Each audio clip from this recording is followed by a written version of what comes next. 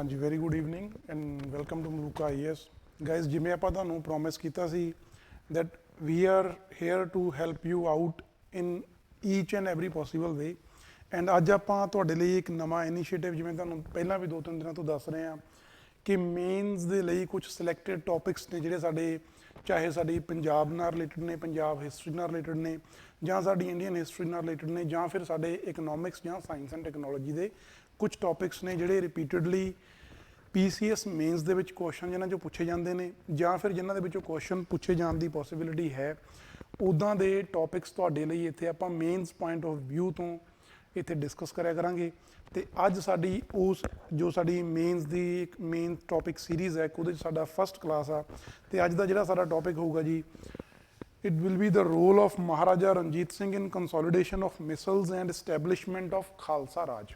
ਠੀਕ ਹੈ ਜੀ।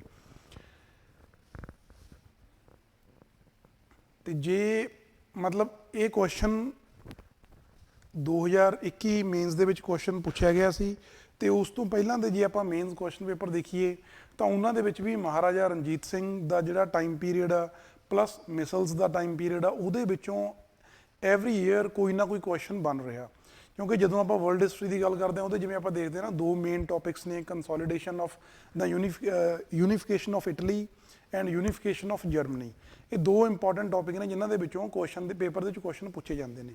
ਸੋ ਉਸੇ ਤਰ੍ਹਾਂ ਜੇ ਆਪਾਂ ਪੰਜਾਬ ਪੀਸੀਐਸ ਦੀ ਗੱਲ ਕਰੀਏ ਤਾਂ ਉੱਥੇ ਯੂਨੀਫਿਕੇਸ਼ਨ ਆਫ ਮਿਸਲਸ ਕਹਿ ਲਈਏ ਜਾਂ ਕੰਸੋਲੀਡੇਸ਼ਨ ਆਫ ਮਿਸਲਸ ਆ ਜਿਹੜਾ ਉਹ ਇਕੁਅਲੀ ਇੰਪੋਰਟੈਂਟ ਟੌਪਿਕ ਆ ਤੇ ਅੱਜ ਆਪਾਂ ਉਹਦੇ ਬਾਰੇ ਇਨ ਡਿਟੇਲ ਡਿਸਕਸ ਕਰਾਂਗੇ। ਜਿਹੜਾ ਸਾਡਾ ਮੇਨਸ ਦਾ ਇੱਕ 200 to 250 ਵਰਡਸ ਦੇ ਵਿੱਚ ਜਿਹੜਾ ਅਸੀਂ ਆਨਸਰ ਲਿਖਣਾ ਉਹਦੇ ਲਈ ਅਸੀਂ ਆਨਸਰ ਕਿਵੇਂ ਲਿਖਣਾ ਕੀ ਉਹਦੇ 'ਚ ਪੁਆਇੰਟਸ ਅਸੀਂ ਮੈਂਸ਼ਨ ਕਰਨੇ ਨੇ ਉਹ ਸਾਰੀਆਂ ਚੀਜ਼ਾਂ ਅੱਜ ਆਪਾਂ ਇੱਥੇ ਡਿਸਕਸ ਕਰਾਂਗੇ। ਠੀਕ ਹੈ ਜੀ। ਚਲੋ ਸਭ ਤੋਂ ਪਹਿਲਾਂ ਤਾਂ ਕਿਉਂਕਿ ਸਾਨੂੰ ਕੁਐਸਚਨ ਦੇ ਵਿੱਚ ਪੁੱਛਿਆ ਜਾਂਦਾ ਕੰਸੋਲੀਡੇਸ਼ਨ ਆਫ ਮਿਸਲਸ ਜਾਂ ਫਿਰ role of Maharaja Ranjit Singh in consolidation of misls.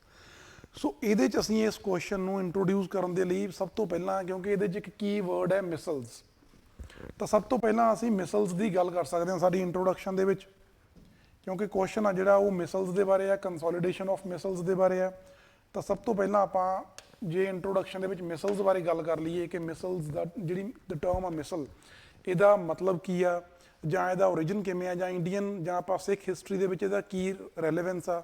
ਸੋ ਜੇ ਆਪਾਂ ਉੱਥੋਂ ਸਟਾਰਟ ਕਰ ਲਈਏ ਤਾਂ ਇੱਕ ਵਧੀਆ ਇੰਟਰੋਡਕਸ਼ਨ ਹੋ ਸਕਦੀ ਆ। ਜਿਵੇਂ ਤੁਹਾਨੂੰ ਇੱਥੇ ਜਿਵੇਂ ਆਪਾਂ ਦੇਖਦੇ ਹਾਂ ਕਿ ਮਿਸਲ ਟਰਮ ਦਾ ਮਤਲਬ ਕੀ ਹੋਊਗਾ ਅਸੀਂ ਜੇ ਇੱਕ ਆਮ ਭਾਸ਼ਾ ਦੇ ਵਿੱਚ ਗੱਲ ਕਰੀਏ ਤਾਂ ਸਾਨੂੰ ਲੱਗਦਾ ਕਿ ਮਿਸਲ ਦਾ ਮੀਨਿੰਗ ਆ ਜਿਹੜਾ ਉਹ ਹੋਊਗਾ ਇੱਕ ਗਰੁੱਪ ਜਾਂ ਜਿਹਨੂੰ ਆਪਾਂ ਸਾਡੇ ਸਿੱਖ ਟ੍ਰੈਡੀਸ਼ਨ ਦੇ ਵਿੱਚ ਆਪਾਂ ਜਥਾ ਕਹਿ ਦਿੰਦੇ ਆ ਹਨਾ। ਸੋ ਮਿਸਲ is a term which originated in 18th century history of the Sikhs to describe a unit or brigade of Sikh warriors। ਠੀਕ ਹੈ ਜੀ। ਇਹਦੇ ਨਾਲ ਅਸੀਂ ਇੰਟਰੋਡਿਊਸ ਆਪਣੇ ਆਨਸਰ ਨੂੰ ਕਰ ਸਕਦੇ ਹਾਂ ਕਿ ਇਹ ਇੱਕ ਜਿਹੜਾ ਮੇਨਲੀ 18th ਸੈਂਚੁਰੀ ਜਿਹੜੀ ਸਾਡੀ ਸਿੱਖ ਹਿਸਟਰੀ ਹੈ 18th ਸੈਂਚੁਰੀ ਦੀ ਉਹਦੇ ਵਿੱਚ ਇਹ ਵਰਡ ਆ ਜਿਹੜਾ ਆਪਣੇ ਕੋਲੇ ਮੇਨਲੀ ਇੱਕ ਲਾਈਮਲਾਈਟ ਦੇ ਵਿੱਚ ਆਇਆ ਤੇ ਇਹਨੂੰ ਆਪਾਂ ਕਿਹਦੇ ਲਈ ਯੂਜ਼ ਕੀਤਾ ਇਸ ਸ਼ਬਦ ਨੂੰ ਇਸ ਵਰਡ ਨੂੰ ਅਸੀਂ ਯੂਜ਼ ਕੀਤਾ ਟੂ ਡਿਸਕ੍ਰਾਈਬ ਅ ਯੂਨਿਟ ਔਰ ਬ੍ਰਿਗੇਡ ਆਫ ਸਿੱਖ ਵਾਰੀਅਰਸ। ਠੀਕ ਹੈ ਜੀ। ਤੇ ਜਦੋਂ ਅਸੀਂ ਇਸ ਵਰਡ ਦੇ ਓਰੀਜਨ ਦੀ ਗੱਲ ਕਰਦੇ ਹਾਂ ਤਾਂ ਇਹਦੇ ਓਰੀਜਨ ਦੇ ਪਿੱਛੇ ਡਿਫਰੈਂਟ ਵਿਊ ਪੁਆਇੰਟਸ ਨੇ। ਜੇ ਅਸੀਂ ਵੈਸਟਰਨ ਫਿਲੋਸਫਰ ਜਾਂ ਸਾਡੇ ਕੁਝ ਵੈਸਟਰਨ ਹਿਸਟੋਰੀਅਨਸ ਨੇ ਜਿਵੇਂ ਕਨਿੰਗਮ ਹੈ ਪ੍ਰਿੰਸਪ ਆ ਜੇ ਉਹਨਾਂ ਦੀ ਗੱਲ ਕਰੀਏ ਤਾਂ ਉਹਨਾਂ ਦੇ ਅਕੋਰਡਿੰਗ ਜਿਹੜਾ ਵਰਡ ਹੈ ਮਿਸਲ it comes from Arabic origin. ਠੀਕ ਹੈ ਜੀ। ਜਾਂ the word Misl has Arabic origin ਇਹ ਤੇ ਜਿੱਥੇ ਕਹਿੰਦੇ ਜਿਹਦਾ ਮਤਲਬ ਹੈ ਇਕੁਐਲਿਟੀ ਮਤਲਬ ਜੇ ਆਪਾਂ ਦੇਖੀਏ ਵੀ ਇਹਨਾਂ ਦੇ ਅਕੋਰਡਿੰਗ ਵੈਸਟਰਨ ਹਿਸਟੋਰੀਅਨਸ ਦੇ ਅਕੋਰਡਿੰਗ ਜਿਹੜਾ ਵਰਡ ਮਿਸਲ ਹੈ ਇਹ ਅਰੈਬਿਕ ਓਰੀਜਨ ਦਾ ਵਰਡ ਹੈ ਤੇ ਇਹਦਾ ਮਤਲਬ ਹੈ ਇਕੁਐਲਿਟੀ ਮਤਲਬ ਇਕੁਐਲਿਟੀ ਅਮੰਗ ਦਾ ਜਿਹੜੇ ਮੈਂਬਰਸ ਨੇ ਜਿਹੜੇ ਡਿਫਰੈਂਟ ਮਿਸਲਸ ਨੂੰ ਬਿਲੋਂਗ ਕਰਦੇ ਨੇ ਉਹਨਾਂ ਦੇ ਵਿੱਚ ਇੱਕ ਇਕੁਐਲਿਟੀ ਦਰਸਾਉਂਦਾ ਇਹ ਵਰਡ। ਠੀਕ ਹੈ ਜੀ।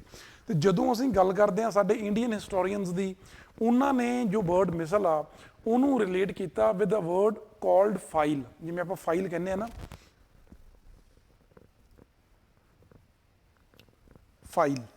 ਫਾਈਲ ਦਾ ਮਤਲਬ ਕਿਉਂਕਿ ਇਹ ਕਹਿੰਦੇ ਸੀ ਵੀ ਕਿਉਂਕਿ ਸਾਨੂੰ ਇਹ ਪਤਾ ਜਦੋਂ ਆਪਾਂ ਪੜਾਂਗੇ ਇਹਦੇ ਬਾਅਦ ਕਿ ਜਿਹੜੀਆਂ ਮਿਸਲਸ ਨੇ ਇਹ ਬੇਸਿਕਲੀ ਦਲ ਖਾਲਸਾ ਜਦੋਂ ਬਣਿਆ ਦਲ ਖਾਲਸਾ ਦੇ ਅੰਡਰ ਦਲ ਖਾਲਸਾ ਦੀ ਜਿਹੜੀ ਫੋਰਸ ਸੀ ਉਹਨੂੰ ਆਪਾਂ ਕਹਿ ਲਈਏ ਵੀ 12 ਡਿਫਰੈਂਟ ਗਰੁੱਪਸ ਦੇ ਵਿੱਚ ਉਹਨੂੰ ਡਿਵਾਈਡ ਕੀਤਾ ਗਿਆ 11 ਗਰੁੱਪਸ ਦੇ ਵਿੱਚ ਡਿਵਾਈਡ ਕੀਤਾ ਗਿਆ। ਜਿਹੜਾ 12th ਗਰੁੱਪ ਆ ਸਾਡਾ ਫੁਲਕੀਆਂ ਮਿਸਲ ਉਹ ਦਲ ਖਾਲਸਾ ਦਾ ਪਾਰਟ ਨਹੀਂ ਸੀ ਤਾਂ ਦਲ ਖਾਲਸਾ ਦੀ ਜਿਹੜੀ ਆਪਣੀ ਫੋਰਸਸ ਨੇ ਉਹਨਾਂ ਨੂੰ 11 ਡਿਫਰੈਂਟ ਗਰੁੱਪਸ ਦੇ ਵਿੱਚ ਡਿਵਾਈਡ ਕੀਤਾ ਗਿਆ ਤੇ ਐਵਰੀ 2 years ਦਲ ਖਾਲਸਾ ਦੀ ਮੀਟਿੰਗ ਹੁੰਦੀ ਸੀ, ਜਿੱਥੇ ਜਿਹੜੇ ਡਿਫਰੈਂਟ ਮਿਸਲਸ ਦੇ ਲੀਡਰਸ ਨੇ, ਜਿਹੜੇ ਇਹਨਾਂ ਦੇ ਜਥੇਦਾਰ ਹੁੰਦੇ ਸੀ, ਜਿਹੜੇ ਇਹਨਾਂ ਦੇ ਸਰਦਾਰ ਹੁੰਦੇ ਸੀ, ਉਹ ਆਉਂਦੇ ਸੀ ਆਪਣੀਆਂ ਮਿਸਲਸ ਬਾਰੇ ਕਿਵੇਂ ਕੰਮ ਕਰ ਰਹੀਆਂ ਨੇ, ਵੀ ਮਤਲਬ ਉਹਨਾਂ ਬਾਰੇ ਇਨ ਡਿਟੇਲ ਸਾਡੇ ਜੋ ਦਲ ਖਾਲਸਾ ਦੇ ਲੀਡਰ ਸੀ ਉਹਨਾਂ ਬਾਰੇ ਦੱਸਦੇ ਸੀ ਸਾਰਾ। ਤੇ ਜਿਹੜਾ ਦਲ ਖਾਲਸਾ ਲੀਡਰ ਸੀ ਉਹ ਇਹਨਾਂ ਮਿਸਲਾਂ ਦੀ ਕਾਰਗੁਜ਼ਾਰੀ ਨੂੰ ਇੱਕ ਫਾਈਲ ਦੀ ਫਾਰਮ ਦੇ ਵਿੱਚ, ਇੱਕ ਮਿਸਲ ਦੀ ਫਾਰਮ ਦੇ ਵਿੱਚ ਸਟੋਰ ਕਰਕੇ ਰੱਖਦਾ ਸੀ, ਠੀਕ ਹੈ ਜੀ। ਜਿੱਥੋਂ ਕਹਿੰਦੇ ਵਰਡ ਆ ਜਿਹੜਾ ਮਿਸਲ ਇਹਨਾਂ ਲਈ ਯੂਜ਼ ਕਰਨਾ ਸ਼ੁਰੂ ਹੋਇਆ। ਚਲੋ ਇਹ ਸਾਡੇ ਕੋਲ ਹੋ ਗਿਆ ਇੰਟਰੋਡਕਸ਼ਨ ਬਾਰੇ, ਵੀ ਮਿਸਲ ਜਿਹੜਾ ਇਹਦਾ ਮਤਲਬ ਕੀ ਹੈ, ਕਦੋਂ ਆਪਾਂ ਵਰਡ ਯੂਜ਼ ਕੀਤਾ, ਇਹਨੂੰ ਕਾਹਦੇ ਲਈ ਯੂਜ਼ ਕੀਤਾ, ਤੇ ਜੋ ਇਹਦਾ ਓਰੀਜਨ ਆ ਉਹਦੇ ਬਾਰੇ ਕੀ ਵਿਊ ਪੁਆਇੰਟਸ ਨੇ। ਤੇ ਫਿਰ ਆਪਾਂ ਇੰਟਰੋਡਕਸ਼ਨ ਦੇ ਵਿੱਚ ਆਪਾਂ 12 ਮਿਸਲਸ ਬਾਰੇ ਵੀ ਲਿਖ ਸਕਦੇ ਹਾਂ। ਇੱਕ ਬਰੀਫ ਜਿਵੇਂ ਕਹਿ ਲਓ 1 ਲਾਈਨ ਸਟੇਟਮੈਂਟ ਦੇ ਵਿੱਚ ਆਪਾਂ ਲਿਖ ਸਕਦੇ ਹਾਂ ਕਿ there were total 12 missiles, out of which Fulkiya missile was not a part of Dal Khalsa. There were total 12 missiles under Dal. There were total 12 missiles, out of which Fulkiya missile was not part of Dal Khalsa. ठीक है जी, बस ਇੰਨਾ ਕੁ ਆਪਾਂ introduction 'ਚ ਲਿਖ ਸਕਦੇ ਹਾਂ। ਉਹਦੇ ਬਾਅਦ ਆਪਾਂ ਗੱਲ ਕਰਾਂਗੇ ਕੰਸੋਲੀਡੇਸ਼ਨ ਦੀ, ਵੀ ਕਿਵੇਂ ਮਹਾਰਾਜਾ ਰਣਜੀਤ ਸਿੰਘ ਜੀ ਨੇ ਮਿਸਲਸ ਨੂੰ ਕੰਸੋਲੀਡੇਟ ਕੀਤਾ ਤੇ ਉਹਦੇ ਨਾਲ ਸਾਡੇ ਕੋਲੇ ਅੱਗੇ ਖਾਲਸਾ ਰਾਜ ਐਸਟੈਬਲਿਸ਼ ਹੋਇਆ, ਠੀਕ ਹੈ। But before jumping to consolidation of misls, ਸਾਨੂੰ ਥੋੜਾ ਜਿਹਾ ਉਹਦੀ ਹਿਸਟਰੀ ਦੇ ਵਿੱਚ ਵੀ ਜਾਣਾ ਚਾਹੀਦਾ, ਕਿਉਂਕਿ ਜ਼ਰੂਰੀ ਨਹੀਂ ਹੈ ਕਿ ਕੁਐਸਚਨ ਸਿਰਫ ਕੰਸੋਲੀਡੇਸ਼ਨ ਆਫ ਮਿਸਲਸ ਚੋਂ ਹੀ ਪੁੱਛਿਆ ਜਾਵੇ। ਕੁਐਸਚਨ ਇਹ ਵੀ ਪੁੱਛਿਆ ਜਾ ਸਕਦਾ ਕਿ whatever the conditions that led to the formation of 12 misls, ਮਤਲਬ ਇਦਾਂ ਦੀਆਂ ਕੀ ਕੰਡੀਸ਼ਨ ਸੀ ਜਿਨ੍ਹਾਂ ਕਰਕੇ 12 ਮਿਸਲਾਂ ਬਣੀਆਂ, ਜਾਂ ਜਿਨ੍ਹਾਂ ਕਰਕੇ ਸਿੱਖ ਆਰਮਡ ਫੋਰਸਿਸ ਨੇ ਜਿਹੜੀਆਂ ਉਹਨਾਂ ਦੇ ਵਿੱਚ ਡਿਫਰੈਂਟ ਗਰੁੱਪਸ ਨੇ ਜਿਹੜੇ ਉਹ ਸਾਡੇ ਕੋਲੇ ਐਗਜ਼ਿਸਟੈਂਸ ਦੇ ਵਿੱਚ ਆਏ। ਤੇ ਜਦੋਂ ਆਪਾਂ ਉਸ ਹਿਸਟਰੀ ਦੀ ਗੱਲ ਕਰਦੇ ਹਾਂ ਤਾਂ ਸਾਨੂੰ ਜੇ ਉੱਦਾਂ ਦਾ ਸਾਨੂੰ ਕੁਝ ਪੁੱਛਿਆ ਜਾਂਦਾ ਤਾਂ ਅਸੀਂ ਸਟਾਰਟ ਕਰਾਂਗੇ ਬੇਸਿਕਲੀ, ਕਿਉਂਕਿ 12 ਮਿਸਲਸ ਕਹਿ ਲਓ ਜਾਂ ਖਾਲਸਾ ਰਾਜ ਤੋਂ ਪਹਿਲਾਂ, ਮਹਾਰਾਜਾ ਰਣਜੀਤ ਸਿੰਘ ਦੇ ਰਾਜ ਤੋਂ ਪਹਿਲਾਂ ਜਿਹੜੀ ਇੱਕ ਮੇਜਰ ਈਵੈਂਟ ਆ ਉਹ ਸਾਡੇ ਕੋਲੇ ਬਾਬਾ ਬੰਦਾ ਸਿੰਘ ਬਹਾਦਰ ਜੀ ਸੀ। ਕਿਉਂਕਿ ਉਸ ਤੋਂ ਪਹਿਲਾਂ ਸਿੱਖ ਗੁਰੂਜ਼ ਨੇ ਸਾਡੇ 10th ਗੁਰੂ ਗੋਬਿੰਦ ਸਿੰਘ ਜੀ ਦੇ ਅੰਡਰ ਜੋ ਆਨੰਦਪੁਰ ਜਾਂ ਸਾਡੇ ਕੋਲੇ ਕਹਿ ਲਓ ਜੋ ਉਹਨਾਂ ਦੀਆਂ ਵਾਰਸ ਹੋਈਆਂ ਨੇ ਵਿਦ ਮੁਗਲਸ ਐਂਡ ਪਹਾੜੀ ਕਿੰਗਸ, ਜਿਹੜੀਆਂ ਉਹਨਾਂ ਨਾਲ ਲੜਾਈਆਂ ਹੋਈਆਂ ਨੇ, ਉਹਨਾਂ ਦੇ ਬਾਅਦ ਬਾਬਾ ਬੰਦਾ ਸਿੰਘ ਬਹਾਦਰ ਜੀ ਦਾ ਰੋਲ ਆਉਂਦਾ। ਉਹਨਾਂ ਨੇ ਵੀ ਇੱਕ ਬਰੀਫ ਟਾਈਮ ਪੀਰੀਅਡ ਦੇ ਲਈ ਇੱਕ ਜਿਵੇਂ ਕਹਿ ਲਓ ਰਾਜ ਐਸਟੈਬਲਿਸ਼ ਕੀਤਾ ਸੀ। ਸੋ ਜਦੋਂ ਬਾਬਾ ਬੰਦਾ ਸਿੰਘ ਬਹਾਦਰ ਜੀ ਦੀ ਆਪਾਂ ਗੱਲ ਕਰਦੇ ਹਾਂ, ਸਾਨੂੰ ਪਤਾ ਕਿ 1716 ਦੇ ਵਿੱਚ ਵੀ ਮਤਲਬ ਆਪਾਂ ਇੱਕ ਟਾਈਮਲਾਈਨ ਦੀ ਗੱਲ ਕਰੀਏ ਤਾਂ 1716 ਐਗਜ਼ੀਕਿਊਸ਼ਨ ਆਫ ਬਾਬਾ ਬੰਦਾ ਸਿੰਘ ਬਹਾਦਰ, ਠੀਕ ਹੈ ਜੀ। ਜਦੋਂ ਬਾਬਾ ਬੰਦਾ ਸਿੰਘ ਬਹਾਦਰ ਜੀ ਨੇ ਜਿਹੜੇ, ਕਿਉਂਕਿ ਉਹਨਾਂ ਨੇ ਆਫਟਰ ਗੁਰੂ ਗੋਬਿੰਦ ਸਿੰਘ ਸਿੱਖਾਂ ਨੂੰ ਇੱਕ ਜਿਵੇਂ ਕਹਿ ਲਓ ਇੱਕ ਸੈਂਟਰਲਾਈਜ਼ਡ, ਇੱਕ ਕੰਟਰੋਲਡ ਜਾਂ ਕਹਿ ਲਓ ਇੱਕ ਆਰਗੇਨਾਈਜ਼ਡ ਇੱਕ ਉਹਨਾਂ ਨੂੰ ਸਟਰਕਚਰ ਪ੍ਰੋਵਾਈਡ ਕੀਤਾ ਸੀ, ਜਿਹਦੇ 'ਚ ਜਿਹੜੇ ਸਾਡੇ ਜਾਂ ਸਾਡੀਆਂ ਜਿਵੇਂ ਕਹਿ ਲਓ ਸਿੱਖ ਆਰਮਡ ਫੋਰਸਸ ਸੀ ਉਹ ਇੱਕ ਲੀਡਰ ਦੇ ਅੰਡਰ ਚੱਲ ਰਹੀਆਂ ਸੀ, ਠੀਕ ਹੈ ਜੀ। ਬਟ 1716 ਦੇ ਵਿੱਚ ਕੀ ਹੁੰਦਾ, ਬਾਬਾ ਬੰਦਾ ਸਿੰਘ ਬਹਾਦਰ ਜੀ ਦੀ ਸ਼ਹੀਦੀ ਹੁੰਦੀ ਹੈ। ਬਾਬਾ ਬੰਦਾ ਸਿੰਘ ਬਹਾਦਰ ਵਾਜ਼ ਐਗਜ਼ੀਕਿਊਟਡ। ਉਹਦੇ ਬਾਅਦ ਜਿਹੜਾ ਸਾਡਾ ਇੱਕ ਸੈਂਟਰਲਾਈਜ਼ਡ ਸਟਰਕਚਰ ਸੀ ਉਹ ਕਲੈਪਸ ਕਰ ਗਿਆ, ਵਿਚ ਫੋਰਸਡ ਦ ਸਿੱਖ ਫੋਰਸਿਸ, ਜਿਹਦੇ ਕਰਕੇ ਜਿਹੜੇ Sikhs were forced to migrate or to divide into different groups, ਠੀਕ ਹੈ ਜੀ। ਉਹ ਆਪਣੇ ਆਪ ਨੂੰ ਬਚਾਉਣ ਦੇ ਲਈ, ਸਾਨੂੰ ਪਤਾ ਬਾਬਾ ਬੰਦਾ ਸਿੰਘ ਬਹਾਦਰ ਦੇ ਬਾਅਦ ਜਿਹੜੇ ਸਿੱਖ ਸੀ ਉਹਨਾਂ ਨੂੰ ਜੰਗਲਾਂ ਦੇ ਵਿੱਚ ਕਹਿ ਲਓ ਜਾਂ ਪਹਾੜਾਂ ਦੇ ਵਿੱਚ ਕਹਿ ਲਓ, ਉੱਥੇ ਜਾ ਕੇ ਜਿਵੇਂ ਕਹਿ ਲਓ ਛੋਟੇ ਗਰੁੱਪਸ, ਛੋਟੇ ਜੱਥਿਆਂ ਦੇ ਵਿੱਚ ਜਾ ਕੇ ਰਹਿਣਾ ਪਿਆ, ਠੀਕ ਹੈ ਜੀ। 1716 ਐਗਜ਼ੀਕਿਊਸ਼ਨ ਆਫ ਬਾਬਾ ਬੰਦਾ Singh Bahadur led to division of Sikh soldiers into different jathas और ਆਪਾਂ ਗਰੁੱਪਸ ਲਿਖ ਸਕਦੇ ਹਾਂ, ਠੀਕ ਹੈ ਜੀ। 1716 ਦੇ ਵਿੱਚ ਇਹ ਚੀਜ਼ ਹੁੰਦੀ ਹੈ ਵੀ ਸਾਡੇ ਜਿਹੜੇ ਸਿੱਖ ਨੇ ਉਹ ਆਪਣੇ ਕੋਲੇ ਛੋਟੇ ਜੱਥਿਆਂ ਦੇ ਵਿੱਚ ਡਿਸਟੈਂਟ ਹਿਲਸ ਜਾਂ ਫੋਰੈਸਟ ਦੇ ਵਿੱਚ ਜਾ ਕੇ ਰਹਿੰਦੇ ਨੇ। ਕਿਉਂਕਿ ਉਹਨਾਂ ਨੂੰ ਇੱਕ ਯੂਨੀਫਾਈਡ ਜਿਹੜੀ ਕਮਾਂਡ ਸੀ ਉਹਦੇ ਤੋਂ ਡਿਪਰਾਈਵ ਹੋ ਗਏ, ਠੀਕ ਹੈ ਜੀ। ਤੇ ਇਹਦੇ ਬਾਅਦ ਕੀ ਹੋਇਆ, ਜਿਵੇਂ ਸਮਾਂ ਅੱਗੇ ਚੱਲਦਾ ਗਿਆ ਵਿਦ ਪੈਸੇਜ ਆਫ ਟਾਈਮਸ, ਇਹਨਾਂ ਸਿੱਖ ਸੋਲਜਰਸ ਨੇ ਆਪਣੇ ਆਪ ਨੂੰ ਥੋੜੇ ਜੱਥਿਆਂ ਤੋਂ ਜਿਵੇਂ ਕਹਿ ਲਓ ਕੰਸੋਲੀਡੇਟ ਕਰਨਾ ਸਟਾਰਟ ਕੀਤਾ, ਠੀਕ ਹੈ। ਜਿਵੇਂ ਟਾਈਮ ਲੰਘਦਾ ਗਿਆ, ਜਿਵੇਂ ਕਹਿ ਲਓ ਇਸ ਈਵੈਂਟ ਨੂੰ ਟਾਈਮ ਲੰਘਿਆ, ਮੁਗਲ ਫੋਰਸਿਸ ਦਾ ਥੋੜਾ ਜਿਹਾ ਧਿਆਨ ਘਟਿਆ ਜਾਂ ਕਹਿ ਲਓ ਹੋਰ ਪਾਸੇ ਇੰਗੇਜਡ ਹੋ ਗਏ, ਤਾਂ ਜਿਹੜੇ ਸਿੱਖ ਸੋਲਜਰ ਸੀ, ਜਿਹੜੇ ਛੋਟੇ ਛੋਟੇ ਜਥਿਆਂ 'ਚ ਰਹਿ ਰਹੇ ਸੀ, ਉਹਨਾਂ ਨੇ ਆਪਣੇ ਆਪ ਨੂੰ ਦੁਬਾਰਾ ਕੰਸੋਲੀਡੇਟ ਕਰਨਾ ਸਟਾਰਟ ਕਰਤਾ। ਠੀਕ ਹੈ ਜੀ। ਦੈਨ ਆਪਣੇ ਕੋਲ ਜਿਹੜੀ ਮੇਜਰ ਇਵੈਂਟ ਆਉਂਦੀ ਆ ਉਹ ਆਉਂਦੀ ਹੈ ਇਹਦੇ ਬਾਅਦ 1733 1733 ਜ਼ਕਰੀਆ ਖਾਨ।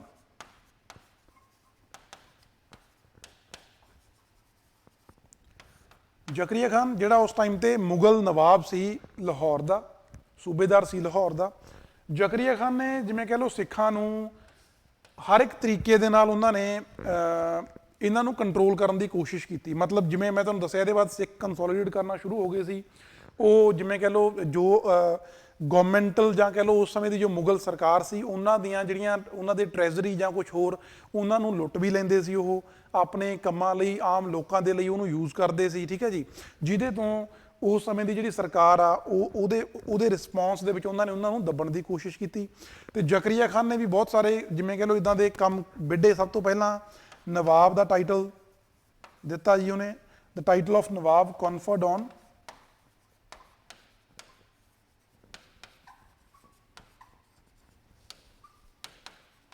ਕਪੂਰ ਸਿੰਘ।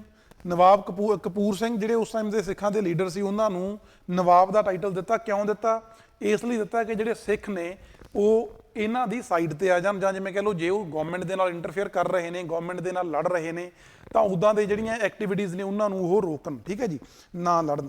ਤੇ ਮੁਗਲ ਦੇ ਟਾਈਟਲ ਦੇ ਨਾਲ ਨਾਲ ਇਹਨਾਂ ਨੇ ਇੱਕ ਜਗੀਰ ਵੀ ਦਿੱਤੀ 1 ਲੱਖ ਰੁਪਏ ਦੀ ਐਨੂਅਲ ਸਿੱਖਾਂ ਨੂੰ। He offered a jagir of rupees 1 lakh annual। ਠੀਕ ਹੈ ਜੀ। ਮਤਲਬ ਐਨੂਅਲੀ 1 ਲੱਖ ਰੁਪਏ ਦੀ ਜਗੀਰ ਉਹਨਾਂ ਨੂੰ ਪੇਸ਼ਕਸ਼ ਕੀਤੀ। ਪਲੱਸ ਕਹਿੰਦੇ ਵੀ ਤੁਸੀਂ ਅੰਮ੍ਰਿਤਸਰ ਦੇ ਇਲਾਕੇ ਦੇ ਵਿੱਚ ਰਹਿ ਸਕਦੇ ਹੋ, ਅਸੀਂ ਤੁਹਾਨੂੰ ਉੱਥੇ ਜਾ ਕੇ ਕਿਸੇ ਤਰ੍ਹਾਂ ਡਿਸਟਰਬ ਨਹੀਂ ਕਰਾਂਗੇ। ਇਹ ਸਭ ਕੁਝ ਕੀਤਾ ਜ਼ਕਰੀਆ ਖਾਨ ਨੇ। ਕਿਉਂ ਕੀਤਾ? To seek the confidence of Sikhs, so that ਉਹ ਗਵਰਨਮੈਂਟ ਦੇ ਜਿਵੇਂ ਕਹਿ ਲਓ ਜੋ ਉਹ ਆਪਣੇ ਇਸਲਾਮ ਨੂੰ ਪ੍ਰੋਪੇਗੇਟ ਕਰ ਰਹੇ ਸੀ, ਇਲੀਗਲੀ ਕਰ ਰਹੇ ਸੀ, ਜ਼ਬਰਦਸਤੀ ਕਰ ਰਹੇ ਸੀ, ਧੱਕੇ ਨਾਲ ਕਰ ਰਹੇ ਸੀ, ਉਸ ਚੀਜ਼ ਦੇ ਵਿੱਚ ਸਿੱਖ ਨੇ ਜਿਹੜੇ ਉਹ ਉਹਨਾਂ ਨੂੰ ਰੋਕ ਰਹੇ ਸੀ। ਠੀਕ ਹੈ ਜੀ। ਸੋ ਉਸ ਤਰ੍ਹਾਂ ਦੀਆਂ ਰੁਕਾਵਟਾਂ ਨਾ ਕਰਨ ਸਿੱਖ, ਤਾਂ ਉਹਨਾਂ ਨੇ ਸਿੱਖਾਂ ਨੂੰ ਆਪਣੇ ਭਰੋਸੇ ਵਿੱਚ ਲੈਣ ਦੀ ਕੋਸ਼ਿਸ਼ ਕੀਤੀ। ਬਟ ਜਦੋਂ ਇਹ ਚੀਜ਼ਾਂ ਨਾ ਹੋਈਆਂ, ਜਦੋਂ ਭਰੋਸੇ ਦੇ ਵਿੱਚ ਨਾ ਆਏ, ਜਾਂ ਜਿਵੇਂ ਕਹਿ ਲਓ ਸਿੱਖ ਨੇ ਜਿਹੜੀਆਂ ਆਪਣੀਆਂ ਲਾਅਫੁਲ ਐਕਟੀਵਿਟੀਜ਼ ਜਾਂ ਕਹਿ ਲਓ ਗਵਰਨਮੈਂਟ ਦੁਆਰਾ ਜ਼ਬਰ ਕੀਤਾ ਜਾ ਰਿਹਾ ਸੀ ਉਹਦੇ ਵਿਰੁੱਧ ਉਹ ਲੜਦੇ ਰਹੇ, ਤਾਂ ਜ਼ਕਰੀਆ ਖਾਨ ਨੇ ਫਿਰ ਸਿੱਖਾਂ ਦੇ ਉੱਪਰ ਐਟਰੋਸਿਟੀਜ਼ ਕਰਨੀਆਂ ਸ਼ੁਰੂ ਕਰਤੀਆਂ। ਜਿਹਦੇ ਨਾਲ ਕੀ ਹੋਇਆ, ਸਿੱਖਸ ਨੇ ਦੇ again get divided into multiple small groups. ਠੀਕ ਹੈ ਜੀ। ਛੋਟੇ ਛੋਟੇ ਗਰੁੱਪਾਂ ਦੇ ਵਿੱਚ ਫਿਰ ਇੱਥੋਂ ਜਾ ਕੇ ਉਹ ਜੰਗਲਾਂ ਬੇਲਿਆਂ ਦੇ ਵਿੱਚ ਜਾਂ ਕਹਿ ਲਓ ਪਹਾੜਾਂ ਦੇ ਵਿੱਚ ਜਾ ਕੇ ਰਹਿਣ ਲੱਗ ਪਏ।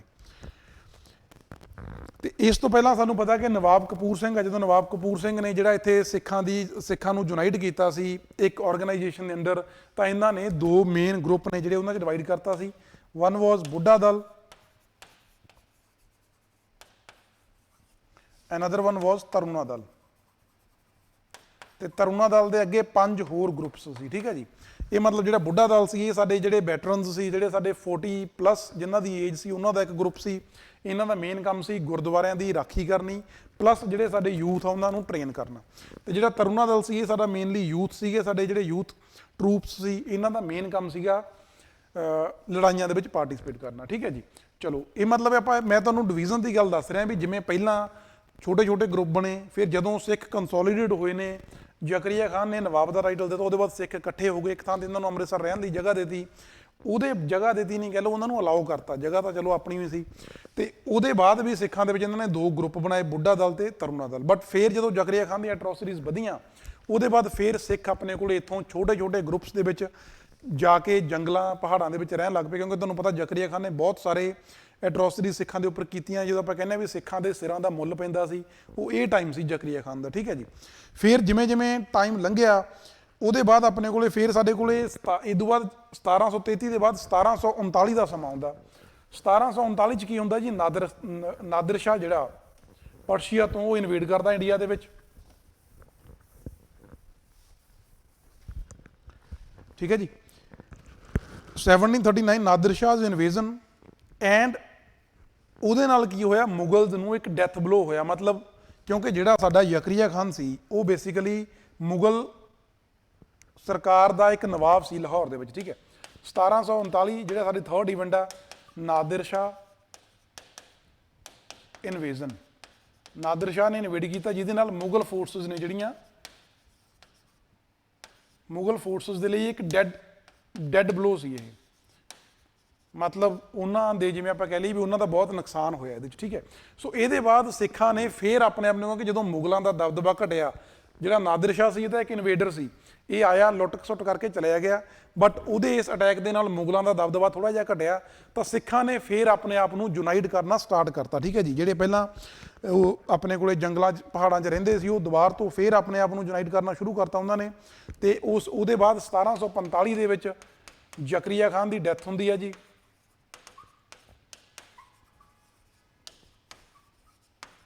ਤੇ 1745 ਦੇ ਵਿੱਚ ਹੀ ਸਿੱਖਾਂ ਨੇ ਅੰਮ੍ਰਿਤਸਰ ਵਿਖੇ ਇੱਕ ਮੀਟਿੰਗ ਕੀਤੀ, ਅ ਮੀਟਿੰਗ ਐਟ ਅੰਮ੍ਰਿਤਸਰ, ਜਿੱਥੇ ਇਹਨਾਂ ਨੇ ਦਲ ਖਾਲਸਾ ਐਸਟੈਬਲਿਸ਼ ਕਰਨ ਦਾ ਇੱਕ ਪ੍ਰਪੋਜ਼ਲ ਰੱਖਿਆ, ਠੀਕ ਹੈ ਜੀ। ਦਲ ਖਾਲਸਾ ਨਹੀਂ, 1745 ਦੇ ਵਿੱਚ ਸਿੱਖਸ ਗੈਦਰਡ ਐਟ ਅੰਮ੍ਰਿਤਸਰ, ਤੇ ਇਹਨਾਂ ਨੇ ਆਪਣੇ ਆਪ ਨੂੰ 25 ਡਿਫਰੈਂਟ ਗਰੁੱਪਸ ਦੇ ਵਿੱਚ ਕੰਸੋਲੀਡੇਟ ਕਰ ਲਿਆ, 25 ਗਰੁੱਪਸ,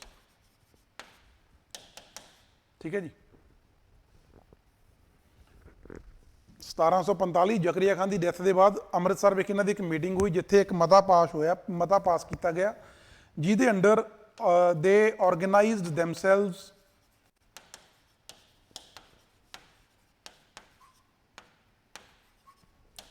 ਇਨਟੂ 25 ਗਰੁੱਪਸ, ਠੀਕ ਹੈ ਜੀ।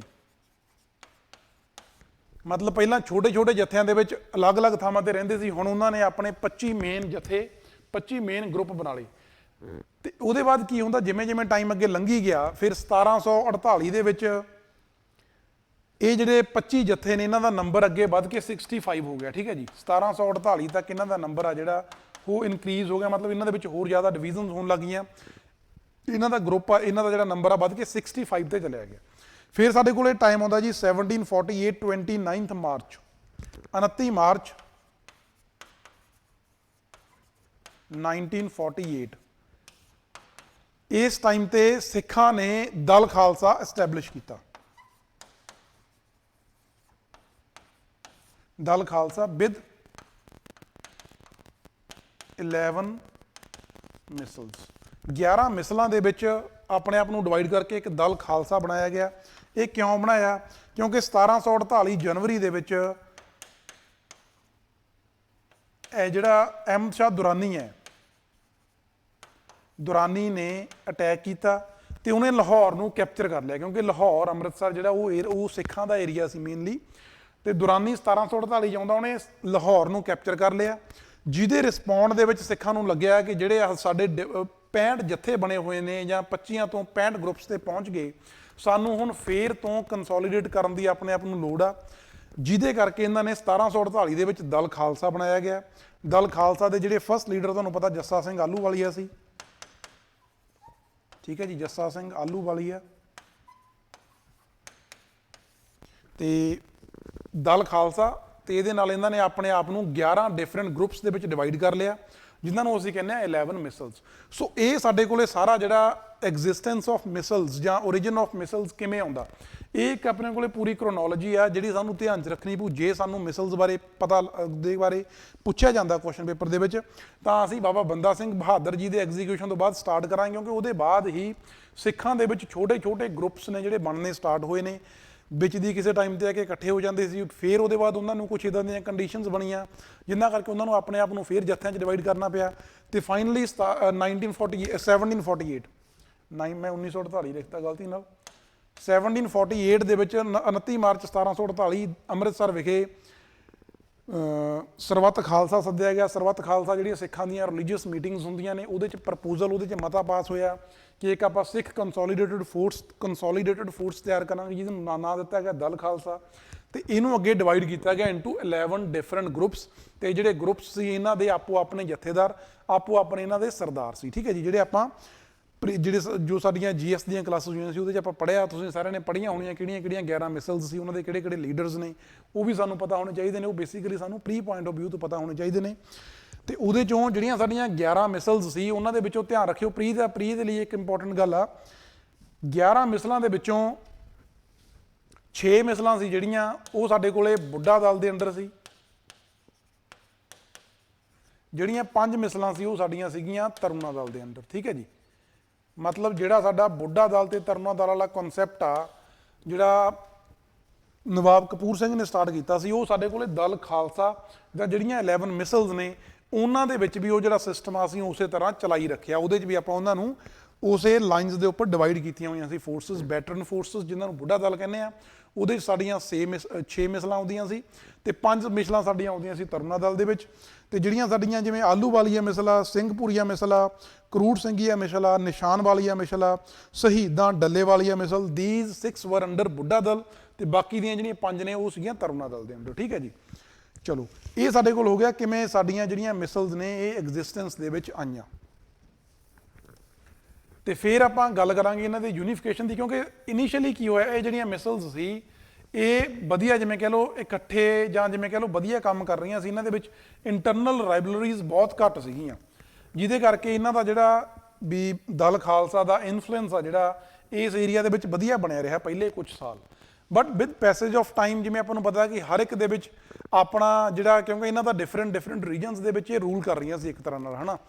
ਸੋ ਆਪਣੇ ਏਰੀਆ ਨੂੰ, ਆਪਣੇ ਜਿਵੇਂ ਕਹਿ ਲਓ ਜਿਹੜਾ ਇਹਨਾਂ ਦਾ ਕਿੰਗਡਮ ਆ ਉਹਨੂੰ ਐਕਸਟੈਂਡ ਕਰਨ ਦੀ ਜਿਹੜੀ ਗਰੀਡ ਆ, ਉਹਦੇ ਕਰਕੇ ਜਿਹੜੀਆਂ ਮਿਸਲਸ ਨੇ ਇਹਨਾਂ ਦੇ ਵਿੱਚ ਇੰਟਰਨਲ ਕਨਫਲਿਕਟਸ ਸਟਾਰਟ ਹੋ ਗਏ, ਜਿਹਦੇ ਕਰਕੇ ਸਾਨੂੰ ਮਹਾਰਾਜਾ ਰਣਜੀਤ ਸਿੰਘ ਨੇ ਇਹਨਾਂ ਮਿਸਲਸ ਨੂੰ ਯੂਨਾਈਟ ਕਰਨ ਦੀ ਫਿਰ ਤੋਂ ਜ਼ਰੂਰਤ ਪਈ, ਸੋ ਦੈਟ ਉਹ ਇੰਟਰਨਲ ਕਨਫਲਿਕਟਸ, ਕਿਉਂਕਿ ਜੇ ਬਣੇ ਰਹਿੰਦੇ ਤਾਂ ਹੋ ਸਕਦਾ ਜਿਹੜਾ ਸਾਡਾ ਬ੍ਰਿਟਿਸ਼ ਗਵਰਨਮੈਂਟ ਨੇ 1849 ਦੇ ਨੇੜੇ ਤੇੜੇ ਜਾ ਕੇ ਪੰਜਾਬ ਨੂੰ ਅਨੈਕਸ ਕੀਤਾ, ਉਹ ਹੋ ਸਕਦਾ 1700 ਦੇ ਜੋ ਸਾਡੀ 18ਵੀਂ ਸੈਂਚੁਰੀ ਆ ਉਹਦੇ ਵਿੱਚ ਹੀ ਇਹ ਪੰਜਾਬ ਨੂੰ ਅਨੈਕਸ ਕਰ ਲੈਂਦੇ। ਠੀਕ ਹੈ ਜੀ, ਮਤਲਬ 1780s 1790s ਦੇ ਅਰਾਊਂਡ ਹੀ ਪੰਜਾਬ ਆ ਜਿਹੜਾ ਬ੍ਰਿਟਿਸ਼ ਹਕੂਮਤ ਦੇ ਅੰਡਰ ਅਨੈਕਸ ਹੋ ਸਕਦਾ ਸੀ, ਜੇ ਮਹਾਰਾਜਾ ਰਣਜੀਤ ਸਿੰਘ ਇਹਨਾਂ ਮਿਸਲਸ ਨੂੰ ਜਿਵੇਂ ਉਹਨਾਂ ਨੇ 1800 ਦੇ ਅਰਾਊਂਡ ਉਹਨਾਂ ਨੇ ਇਹਨਾਂ ਨੂੰ ਕੰਸੋਲੀਡੇਟ ਕਰਨਾ ਸਟਾਰਟ ਕਰਤਾ ਸੀ, ਜਿਹਦੇ ਕਰਕੇ ਉਹ ਕੰਸੋਲੀਡੇਸ਼ਨ ਬਹੁਤ ਜ਼ਰੂਰੀ ਸੀ ਤੇ ਖਾਲਸਾ ਰਾਜ ਦੀ ਐਸਟੈਬਲਿਸ਼ਮੈਂਟ ਵਾਸਤੇ। ਠੀਕ ਹੈ ਜੀ, ਤੇ ਜੇ ਆਪਾਂ ਗੱਲ ਕਰੀਏ ਇਹਨਾਂ ਮਿਸਲਸ ਦੀ, ਜਿਵੇਂ ਤੁਹਾਨੂੰ ਦੱਸਿਆ ਕਿ ਪੋਲੀਟੀਕਲ ਜਿਹੜਾ ਇਹਨਾਂ ਦਾ ਸੈਟਅਪ ਸੀ ਉਹ ਇੱਕ ਦੂਸਰੇ ਨਾਲੋਂ ਡਿਫਰੈਂਟ ਸੀ,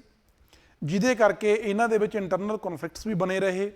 ਬਟ ਇਹਨਾਂ ਦੇ ਜੇ ਆਪਾਂ ਯੂਨੀਫਿਕੇਸ਼ਨ ਦੀ ਗੱਲ ਕਰਦੇ ਹਾਂ, ਕੰਸੋਲੀਡੇਸ਼ਨ ਦੀ ਗੱਲ ਕਰਦੇ ਹਾਂ, ਤਾਂ ਉਹਨਾਂ ਦੇ ਵਿੱਚ ਇੱਕ ਬੇਸਿਕ ਜਿਹੜਾ ਸਾਰਿਆਂ ਦੇ ਵਿੱਚ ਇੱਕ ਸਿਮਿਲੈਰਿਟੀ ਸੀ, ਉਹ since their origin, since they came to existence, ਉਦੋਂ ਤੋਂ ਉਹਨਾਂ ਦੇ ਵਿੱਚ ਇੱਕ ਸਿਮਿਲੈਰਿਟੀ ਐਗਜ਼ਿਸਟ ਕਰਦੀ ਸੀ, ਜਿਹਦੇ ਨਾਲ ਅੱਗੇ ਵਾਲੀ ਜਿਹੜੀ ਕੰਸੋਲੀਡੇਸ਼ਨ ਆ ਉਹ ਥੋੜੀ ਜਿਹੀ ਈਜ਼ੀ ਹੋ ਗਈ। ਉਹ ਕਿਹੜੀ ਸਿਮਿਲੈਰਿਟੀ ਸੀ ਜੀ? ਇਹਨਾਂ ਦਾ common cultural and religious belief system.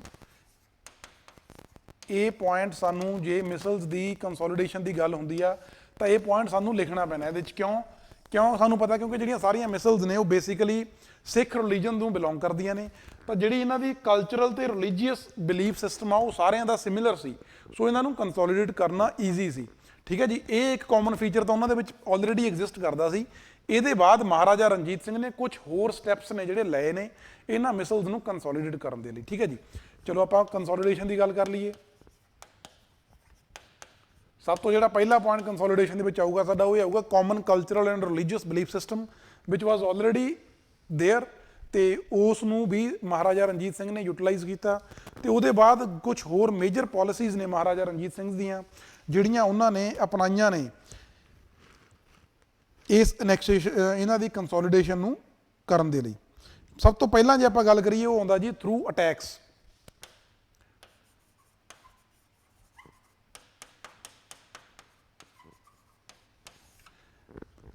ਇਹਦੇ 'ਚ ਜਿਵੇਂ ਕਹਿ ਲਓ ਮਹਾਰਾਜਾ ਰਣਜੀਤ ਸਿੰਘ ਬਿਲੋਂਗ ਕਰਦੇ ਸੀ ਸ਼ੁਕਰ ਚੱਕੀਆ ਮਿਸਲ ਨੂੰ, ਤੇ ਜਿਹੜੀਆਂ ਬਾਕੀਆਂ ਮਿਸਲਸ ਨੇ ਉਹਨਾਂ 'ਚੋਂ ਇਹਨਾਂ ਬਾਕੀ 10-11 ਮਿਸਲਸ ਨੇ ਜਿਹੜੀਆਂ, ਉਹਨਾਂ ਦੇ ਵਿੱਚੋਂ ਕਈ ਮਿਸਲਸ ਦੇ ਉੱਪਰ ਇਹਨਾਂ ਨੇ ਅਟੈਕ ਕੀਤੇ ਨੇ, ਹਮਲਾ ਕਰਕੇ ਬਹੁਤ ਛੋਟੀਆਂ-ਮੋਟੀਆਂ ਲੜਾਈਆਂ ਹੋਈਆਂ, ਜਿਨ੍ਹਾਂ ਦੇ ਬਾਅਦ ਉਹਨਾਂ ਨੂੰ ਕੰਸੋਲੀਡੇਟ ਕੀਤਾ ਗਿਆ ਅੰਡਰ ਖਾਲਸਾ ਰਾਜ। ਇਹਨਾਂ ਸਭ ਤੋਂ ਪਹਿਲਾਂ ਸਾਡੇ ਕੋਲ ਆਉਂਦਾ ਜੀ ਭੰਗੀ ਮਿਸਲ।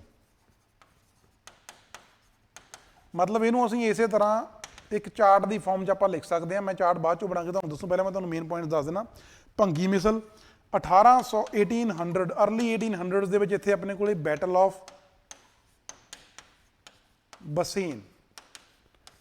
ਬਸੀਨ ਹੋਈ ਹੈ।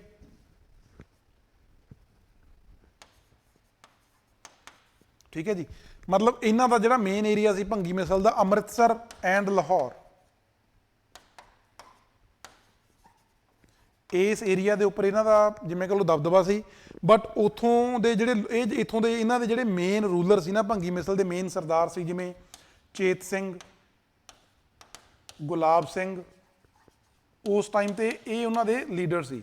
ਇਹ ਥੋੜੇ ਜਿਹੇ ਜਿਵੇਂ ਕਹ ਲਓ ਜ਼ਿਆਦਾ ਜਿਵੇਂ ਕਹ ਲਓ ਲੋਕਾਂ ਦੇ ਬਾਰੇ ਸੋਚਣ ਨਾਲੋਂ ਜ਼ਿਆਦਾ ਆਪਣੇ ਪਰਸਨਲ ਜਿਹੜੇ ਇਹਨਾਂ ਦੇ ਜਿਵੇਂ ਕਹ ਲਓ ਲਾਈਫ ਸਟਾਈਲ ਤੇ ਜ਼ਿਆਦਾ ਫੋਕਸ ਸੀ, ਜ਼ਿਆਦਾ ਨਸ਼ੇ ਜੇ ਕਹਿ ਲਓ ਜਾਂ ਜਿਵੇਂ ਕਹਿ ਲਓ ਉੱਦਾਂ ਦੇ ਕੰਮ ਜ਼ਿਆਦਾ ਕਰ ਰਹੇ ਸੀ ਜਿਹਦਾ ਲੋਕਾਂ ਨੂੰ ਫਾਇਦਾ ਨਹੀਂ ਸੀ ਹੋ ਰਿਹਾ। ਸੋ ਲੋਕਾਂ ਜਿਹੜੇ ਉੱਥੋਂ ਦੇ ਲੋਕ ਸੀ ਉਹਨਾਂ ਨੇ ਮਹਾਰਾਜਾ ਰਣਜੀਤ ਸਿੰਘ, ਕਿਉਂਕਿ ਉਸ ਟਾਈਮ ਤੇ ਉਹਨਾਂ ਦਾ ਇਨਫਲੂਐਂਸ ਵੱਧ ਰਿਹਾ ਸੀ, ਤਾਂ ਉਹਨਾਂ ਨੇ ਮਹਾਰਾਜਾ ਰਣਜੀਤ ਸਿੰਘ ਕੋਲ ਗਏ, ਉਹਨਾਂ ਨੂੰ ਰਿਕੁਐਸਟ ਕੀਤੀ ਕਿ ਉਹ ਸਾਡੇ ਨਾਲ ਧੱਕਾ ਕਰ ਰਹੇ ਨੇ, ਜ਼ੁਲਮ ਕਰ ਰਹੇ ਨੇ। ਤਾਂ ਮਹਾਰਾਜਾ ਰਣਜੀਤ ਸਿੰਘ ਨੇ ਇਹਨਾਂ ਤੇ ਛੋਟੀ ਜਿਹੀ ਇੱਕ ਇਹਨਾਂ ਨਾਲ ਜਿਵੇਂ ਕਹ ਲਓ ਇਹਨਾਂ ਨੂੰ ਪਹਿਲਾਂ ਕਿਹਾ ਕਿ ਤੁਸੀਂ ਨਾ ਕਰੋ। ਜਦੋਂ ਨਹੀਂ ਰੁਕੇ ਤਾਂ ਮਹਾਰਾਜਾ ਰਣਜੀਤ ਸਿੰਘ ਆਪਣੀ ਫੋਰਸ ਲੈ ਕੇ ਉੱਥੇ ਗਏ ਤਾਂ ਇੱਕ ਬੈਟਲ ਹੋਈ, ਬੈਟਲ ਆਫ ਬਸੀਨ। 1800 ਅਰਲੀ 1800 ਦੇ ਵਿੱਚ ਇਹ ਬੈਟਲ ਹੋਈ ਹੈ, 1803 ਦੇ ਵਿੱਚ ਹੋਈ ਸੀ। ਤੇ ਉਦੋਂ ਉਹਦੇ ਬਾਅਦ ਭੰਗੀ ਮਿਸਲ ਆ ਜਿਹੜੀ ਇਹਨਾਂ ਨੇ ਆਪਣੇ ਨਾਲ ਰਲਾ ਲਈ। ਫਿਰ ਸਾਡੇ ਕੋਲ ਆਉਂਦੀ ਹੈ ਜੀ ਫੂਲਕੀਆਂ ਮਿਸਲ। ਵੈਸੇ ਇਹ ਦਲ ਖਾਲਸਾ ਦਾ ਪਾਰਟ ਨਹੀਂ ਸੀ, ਬਟ ਫੂਲਕੀਆਂ ਮਿਸਲ ਆ ਜਿਹੜੀ ਇਹ ਵੀ ਆਪਣੇ ਕੋਲ ਇੱਕ ਛੋਟੇ ਜਿਹੇ ਬਰੀਫ ਅਟੈਕ ਦੇ ਬਾਅਦ ਇੱਥੇ ਮਿਸਲ ਆ ਜਿਹੜੀ ਇਹ ਸੁਕੇਰ ਚੱਕੀਆ ਮਿਸਲ ਜਾਂ ਖਾਲਸਾ ਰਾਜ ਚ ਮਲਾਈ ਗਈ ਆ। ਇੱਥੋਂ ਦਾ ਸਾਡੇ ਕੋਲ ਇੱਥੋਂ ਦਾ ਜਿਹੜਾ ਰੂਲਰ ਸੀ ਜਾਂ ਸਰਦਾਰ ਸੀ ਉਹ ਸੀ ਸਾਹਿਬ ਸਿੰਘ, ਤੇ ਉਹਦੀ ਵਾਈਫ ਸੀ ਜੀ ਆਸ ਕੌਰ। ਮਤਲਬ ਇਹਨਾਂ ਦੋਨਾਂ ਦੇ ਆਪਣੇ ਜਿਹੜੇ ਆਪਸੀ ਸੰਬੰਧ ਸੀ ਉਹ ਬਹੁਤ ਜ਼ਿਆਦਾ ਵਧੀਆ ਨਹੀਂ ਸੀ। ਆਸ ਕੌਰ ਜੋ ਕਹਿ ਰਹੀ ਸੀ ਐਡਮਿਨਿਸਟ੍ਰੇਸ਼ਨ ਵਾਸਤੇ ਉਹ ਸਾਹਿਬ ਸਿੰਘ ਨਹੀਂ ਮੰਨ ਰਿਹਾ ਸੀ, ਜਾਂ ਜੋ ਸਾਹਿਬ ਸਿੰਘ ਜਿਸ ਤਰ੍ਹਾਂ ਐਡਮਿਨਿਸਟਰ ਕਰ ਰਿਹਾ ਸੀ ਤਾਂ ਆਸ ਕੌਰ ਉਹਦੇ ਅਗੇਂਸਟ ਸੀ। ਤਾਂ ਆਸ ਕੌਰ ਨੇ ਮਹਾਰਾਜਾ ਰਣਜੀਤ ਸਿੰਘ ਨੂੰ ਕਿਹਾ ਕਿ ਤੁਸੀਂ ਆਓ ਇਹਦਾ ਜਿਹੜਾ ਜਿਵੇਂ ਕਹਿ ਲਓ ਗਲਤ ਐਡਮਿਨਿਸਟ੍ਰੇਸ਼ਨ ਨੂੰ ਰੋਕੋ। ਤੇ ਮਹਾਰਾਜਾ ਰਣਜੀਤ ਸਿੰਘ ਇੱਥੇ ਗਏ, ਛੋਟੀ ਜਿਹੀ ਲੜਾਈ ਹੋਈ ਤੇ ਫੂਲਕੀਆਂ ਮਿਸਲ ਜਿਹੜਾ ਪਟਿਆਲਾ ਨਾਭਾ ਜੀਂਦ ਵਾਲਾ ਏਰੀਆ ਉਹ ਵੀ ਸਾਰਾ ਆਪਣੇ ਕੋਲ ਇਹਨਾਂ ਨੇ ਸਿੱਖ ਅੰਪਾਇਰ ਦੇ ਵਿੱਚ ਮਿਲਾ ਲਿਆ। ਠੀਕ ਹੈ ਜੀ। ਸੋ ਉਸੇ ਤਰ੍ਹਾਂ ਸਾਡੇ ਕੋਲ ਜਿਹੜੀਆਂ ਹੋਰ ਕੁਝ ਮਿਸਲਸ ਨੇ ਜਿਨ੍ਹਾਂ ਦੇ ਨਾਲ ਲੜਾਈਆਂ ਹੋਈਆਂ ਛੋਟੀਆਂ ਮੋਟੀਆਂ, ਉਹ ਕਿਹੜੀਆਂ ਮਿਸਲਸ ਨੇ? ਦੀਜ਼ ਵਰ ਡੱਲੇ ਵਾਲੀਆ ਮਿਸਲ, ਦੈਨ ਨਿਸ਼ਾਨ ਵਾਲੀਆ ਮਿਸਲ, ਕਰੂੜ ਸੰਘੀਆ ਮਿਸਲ ਐਂਡ ਫੈਜ਼ਲਪੁਰੀਆ ਮਿਸਲ। ਠੀਕ ਹੈ ਜੀ। ਲੜਾਈਆਂ ਦੇ ਨਾਲ ਡੱਲੇ ਵਾਲੀਆ, ਦੈਨ ਨਿਸ਼ਾਨ ਵਾਲੀਆ, ਦੈਨ ਕਰੂੜ ਸੰਘੀਆ ਮਿਸਲ। ਠੀਕ ਹੈ ਜੀ। 3 ਮਿਸਲਾਂ ਸਾਰੀਆਂ ਇਹ ਹੋ ਗਈਆਂ, ਡੱਲੇ ਵਾਲੀਆ, ਨਿਸ਼ਾਨ ਵਾਲੀਆ, ਕਰੂੜ ਸੰਘੀਆ ਐਂਡ ਫੈਜ਼ਲਪੁਰੀਆ। ਇਹ ਜਿਹੜੀਆਂ 4 ਮਿਸਲਸ ਨੇ ਦੀਜ਼ ਵਰ ਐਨੈਕਸਡ ਥਰੂ ਅਟੈਕਸ। ਤੇ ਫਿਰ ਆਪਾਂ ਗੱਲ ਕਰ ਲੈਂਦੇ ਹਾਂ ਜੀ ਜਿਹੜਾ ਇਹਨਾਂ ਦਾ ਤੀਸਰਾ ਤਰੀਕਾ ਸੀ ਉਹ ਸੀਗਾ ਮੈਟਰੀਮੋਨੀਅਲ ਅਲਾਈਅੰਸ।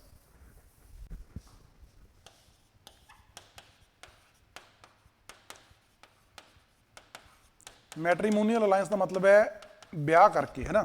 ਮੈਟਰੀਮੋਨੀਅਲ ਅਲਾਈਅੰਸ ਦੇ ਅੰਡਰ ਮਹਾਰਾਜਾ ਰਣਜੀਤ ਸਿੰਘ ਨੇ ਜਿਹੜੀ ਘਨੱਈਆ ਮਿਸਲ ਆ, ਘਨੱਈਆ ਮਿਸਲ ਦੇ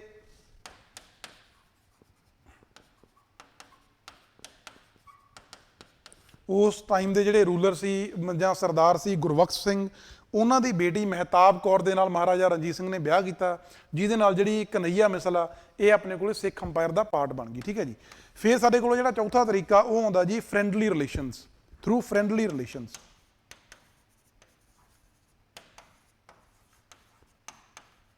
ਫਰੈਂਡਲੀ ਰਿਲੇਸ਼ਨਸ ਦੇ ਅੰਡਰ 2 ਮਿਸਲਸ ਨੇ ਜਿਹੜੀਆਂ ਉਹ ਸਿੱਖ ਅੰਪਾਇਰ ਦਾ ਪਾਰਟ ਬਣੀਆਂ।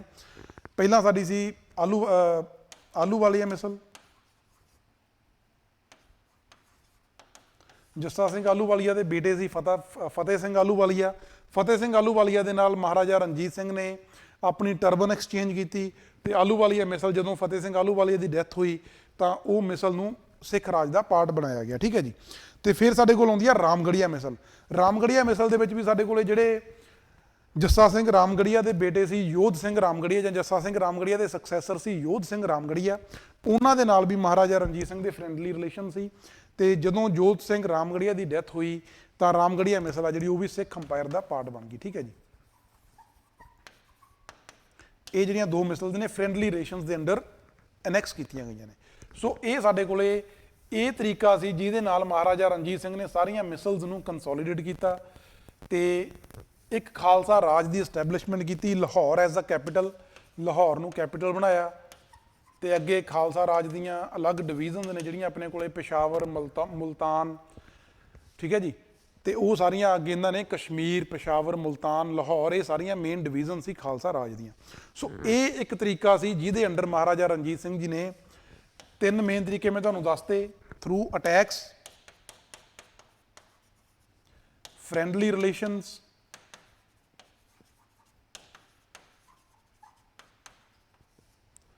And matrimonial alliance. ਇਹਨੂੰ ਇਸੇ ਤਰ੍ਹਾਂ ਤੁਸੀਂ ਇਸੇ ਤਰ੍ਹਾਂ ਬਣਾ ਕੇ ਇਹਦੇ ਨੀਚੇ ਮਿਸਲਸ ਦੇ ਨਾਂ ਲਿਖ ਸਕਦੇ ਹੋ, ਪਲੱਸ ਜਿਹੜੀਆਂ ਮੇਜਰ ਮਿਸਲਸ ਨੇ ਜਿਵੇਂ ਜਿਨ੍ਹਾਂ ਨਾਲ ਕੁਝ ਲੜਾਈਆਂ ਹੋਈਆਂ ਨੇ, ਜਿਵੇਂ ਭੰਗੀ ਮਿਸਲ ਦੀ ਲੜਾਈ ਹੋ ਗਈ, ਫੂਲਕੀਆਂ ਮਿਸਲ ਵਾਲੀ ਲੜਾਈ ਹੋ ਗਈ, ਉਹਨਾਂ ਬਾਰੇ ਥੋੜ੍ਹਾ ਜਿਹਾ ਤੁਸੀਂ ਇੱਕ ਪੁਆਇੰਟ ਦੇ ਵਿੱਚ ਲਿਖ ਸਕਦੇ ਹੋ। ਇੱਥੇ ਫਰੈਂਡਲੀ ਰਿਲੇਸ਼ਨ ਦੇ ਵਿੱਚ ਜਿਵੇਂ ਟਰਬਨ ਐਕਸਚੇਂਜ ਕੀਤੀ ਆਪਣੇ ਫਤਿਹ ਸਿੰਘ ਆਹਲੂਵਾਲੀਆ ਨਾਲ, ਉਹ ਲਿਖ ਸਕਦੇ ਹੋ, ਪਲੱਸ ਜੋਧ ਸਿੰਘ ਨਾਲ ਫਰੈਂਡਲੀ ਰਿਲੇਸ਼ਨ ਸੀ। ਦੈਨ ਆਪਣੇ ਕੋਲੇ ਮਹਿਤਾਬ ਕੌਰ ਆਫ ਕਨਈਆ ਮਿਸਲ ਆ ਜਿਹੜੀ ਉਹਨਾਂ ਨਾਲ ਵਿਆਹ ਕੀਤਾ, ਤੇ ਜਿਹੜੀ ਇਹ ਮਿਸਲ ਆ ਸਿੱਖ ਰਾਜ ਦਾ ਪਾਰਟ ਬਣ ਗਈ। ਠੀਕ ਹੈ ਜੀ। ਸੋ ਦਿਸ ਵਾਜ਼ ਦਾ ਵੇ Maharaja Ranjit Singh consolidated all the missiles and established the Khalsa Raj with Lahore as their capital। ਠੀਕ ਹੈ ਜੀ। ਸੋ ਅਸੀਂ ਇਹ ਸਾਰਾ ਤਰੀਕਾ ਹੋ ਗਿਆ ਵੀ ਕਿਵੇਂ ਉਹਨਾਂ ਨੇ ਖਾਲਸਾ ਰਾਜ ਐਸਟੈਬਲਿਸ਼ ਕੀਤਾ, ਤੇ ਇਹਦੇ ਬਾਅਦ ਜਿਹੜੀ ਸਾਡੀ ਕਲਾਸ ਉਹਦੇ 'ਚ ਆਪਾਂ ਅੱਗੇ ਜਿਹੜਾ ਇਹਦੇ ਨਾਲ ਰਿਲੇਟਡ ਕੋਈ ਟੌਪਿਕ ਹੋਊ ਉਹ ਆਪਾਂ ਡਿਸਕਸ ਕਰਾਂਗੇ। ਤੇ ਇਹਦਾ ਜੇ ਆਪਾਂ ਜਿਵੇਂ ਕਹਿੰਦੇ ਕਨਕਲੂਜਨ ਦੇ ਵਿੱਚ ਆਪਾਂ ਲਿਖ ਸਕਦੇ ਹਾਂ, ਜਿਵੇਂ ਮੈਂ ਤੁਹਾਨੂੰ ਪਹਿਲਾਂ ਗੱਲ ਦੱਸੀ ਹੈ ਕਿ it was the wise thinking ਜਾਂ ਕਹਿ ਲਓ ਜਾਂ ਐਡਮਿਨਿਸਟ੍ਰੇਟਿਵ ਜਿਹੜੀਆਂ ਆਪਣੇ ਕੋਲੇ ਐਕਸਪਰਟੀਜ਼ ਸੀ ਮਹਾਰਾਜਾ ਰਣਜੀਤ ਸਿੰਘ ਦੀਆਂ, ਜਿਹਦੇ ਨਾਲ ਉਹਨਾਂ ਨੇ ਇਹਨਾਂ ਮਿਸਲਸ ਨੂੰ ਕੰਸੋਲੀਡੇਟ ਕੀਤਾ ਤੇ ਖਾਲਸਾ ਰਾਜ ਦੀ ਐਸਟੈਬਲਿਸ਼ਮੈਂਟ ਕੀਤੀ। Not just establishment of Khalsa Raj, but ਉਹਨਾਂ ਦੀ ਜਿਹੜੀ ਐਡਮਿਨਿਸਟ੍ਰੇਟਿਵ ਕੈਲੀਬਰ ਸੀ ਉਹਨੇ ਪੰਜਾਬ ਐਨੈਕਸੇਸ਼ਨ ਨੂੰ ਵੀ ਡਿਲੇ ਕੀਤਾ। ਅਦਰਵਾਈਜ਼ ਹੋ ਸਕਦਾ ਸੀ ਪੰਜਾਬ ਆ ਜਿਹੜਾ ਪਹਿਲਾਂ ਹੀ ਬ੍ਰਿਟਿਸ਼ ਰਾਜ ਦੇ ਅੰਡਰ ਆ ਜਾਂਦਾ। ਠੀਕ ਹੈ ਜੀ। ਇਸ ਤਰ੍ਹਾਂ ਅਸੀਂ ਇਹਨੂੰ ਆਪਣੇ ਆਨਸਰ ਨੂੰ ਕਨਕਲੂਡ ਕਰ ਸਕਦੇ ਹਾਂ। ਸੋ ਆਈ ਹੋਪ ਤੁਹਾਨੂੰ ਕਲੀਅਰ ਹੋ ਗਿਆ ਹੋਊ। ਤੇ ਇਹ ਜਿਹੜਾ ਕੁਐਸਚਨ ਆ ਤੁਹਾਨੂੰ consolidate role of Maharaja Ranjit Singh in consolidation of misls and establishment of Khalsa Raj, ਇਹਦੇ ਤੇ 200 ਵਰਡਸ ਤੇ ਤੁਸੀਂ ਆਨਸਰ ਲਿਖ ਕੇ ਸਾਨੂੰ ਜਿਹੜੇ WhatsApp ਨੰਬਰ ਸਾਡੇ ਤੁਹਾਡੇ ਕੋਲ ਹੈਗੇ ਨੇ ਉਹਨਾਂ ਤੇ ਸਾਨੂੰ ਆਨਸਰ ਆਪਣੇ ਸੈਂਡ ਕਰੋ, ਸੋ ਦੈਟ ਤੁਹਾਡੇ ਜਿਹੜੇ ਆਨਸਰ ਨੇ ਉਹ ਰਿਵਿਊ ਕਰਕੇ ਤੁਹਾਨੂੰ ਦੱਸਿਆ ਵੀ ਜਾਵੇ। ਠੀਕ ਹੈ ਜੀ। ਆਹ ਸਾਡਾ ਨੰਬਰ ਹੈ, ਇਸ ਨੰਬਰ ਤੇ ਤੁਸੀਂ ਆਪਣੇ ਆਨਸਰ WhatsApp ਕਰ ਸਕਦੇ ਹੋ, ਤੇ ਤੁਹਾਨੂੰ ਜਿਵੇਂ ਕਹਿ ਲਓ ਵਿਦਿਨ 5 to 6 ਆਵਰਸ ਤੁਹਾਡਾ ਜਿਹੜਾ ਸਾਡਾ ਜਿਹੜੀ ਚੈੱਕਡ ਕਾਪੀ ਹੋਊਗੀ ਪਲੱਸ ਫੀਡਬੈਕ ਤੁਹਾਨੂੰ ਪ੍ਰੋਵਾਈਡ ਕੀਤਾ ਜਾਊਗਾ। ਤੇ ਆਹ ਜਿਹੜੀ PDF ਮੈਂ ਤੁਹਾਨੂੰ ਇਹਦੀ ਦਊਂਗਾ, ਆਪਾਂ ਟੈਲੀਗ੍ਰਾਮ ਚੈਨਲ ਤੇ ਸ਼ੇਅਰ ਕਰ ਦਾਂਗੇ ਵੀ ਕਿਹੜੇ ਤਰੀਕਿਆਂ ਦੇ ਨਾਲ ਕਿੱਥੇ ਮਿਸਲਸ ਦਾ ਹੋ ਗਿਆ ਤੇ ਕਿਹੜੇ ਤਰੀਕਿਆਂ ਦੇ ਨਾਲ ਆਪਾਂ ਇਹਦਾ ਜਿਹੜਾ ਕੰਸੋਲੀਡੇਸ਼ਨ ਕੀਤੀ ਗਈ ਆ। ਪਲੱਸ ਉਸ ਤੋਂ ਪਹਿਲਾਂ ਜਿਹੜੀ ਮਿਸਲਸ ਦੇ ਐਸਟੈਬਲਿਸ਼ਮੈਂਟ ਪਿੱਛੇ ਹਿਸਟਰੀ ਆ, ਇੱਕ ਕ੍ਰੋਨੋਲੋਜੀ ਆ, ਉਹ ਤੁਸੀਂ ਇਸ ਕਲਾਸ ਦੇ ਵਿੱਚੋਂ ਨੋਟਸ ਤੁਸੀਂ ਆਪਣੇ ਬਣਾ ਲਿਓ। ਠੀਕ ਹੈ ਜੀ।